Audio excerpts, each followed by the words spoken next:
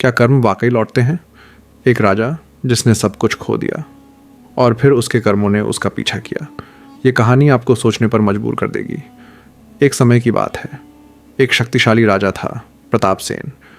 उसके पास धन, सेना, ऐश्वर्य सब कुछ था, लेकिन दया नहीं थी।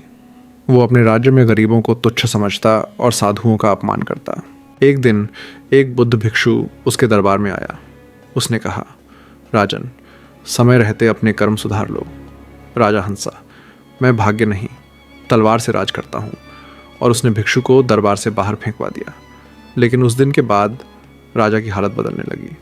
बेमौसम बारिश, फसलें बर्बाद, युद्ध में हार। धीरे धीरे राजा का साम्राज्य गिरने लगा। कुछ ही वर्षों में वो राजमहल छोड़कर जंगलों में भटकने को मजबूर हो गया। एक दिन भूख से बेहाल वो जंगल में गिर पड़ा। पास ही एक झोपड़ी में एक बूढ़ा साधु था। उसने राजा को उठाया, खाना दिया और पानी पिलाया। जब राजा थोड़ा होश में आया, उसने पूछा, तुमने मुझे क्यों बचाया? साधु मुस्काया, मैं वही भिक्षु हूँ जिसे तूने दरबार से निकाला था। राजा फूट फूट कर रो पड़ा। साधु ने कहा, राजन, कर्म कभी पीछा नहीं छोड़ते। जो तुमने दूसरों को दिया वही लौटकर तुम्हारे पास आया।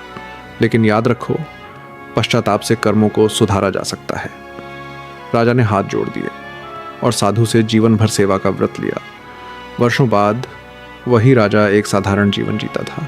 लोगों की सेवा करता, भूखों को खाना खिलाता और सत्संग करता।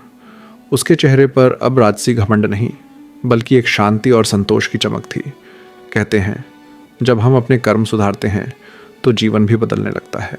अगर इस कहानी ने आपके दिल को छू लिया हो तो एक बार उन लोगों को ज़रूर भेजिए जो अभी भी अपने घमंड में जी रहे हैं। और ऐसी और भी सच्ची, जीवन बदल देने वाली कहानियों के लिए द विजडम फैब्रिक को सब्सक्राइब करना ना भूलें।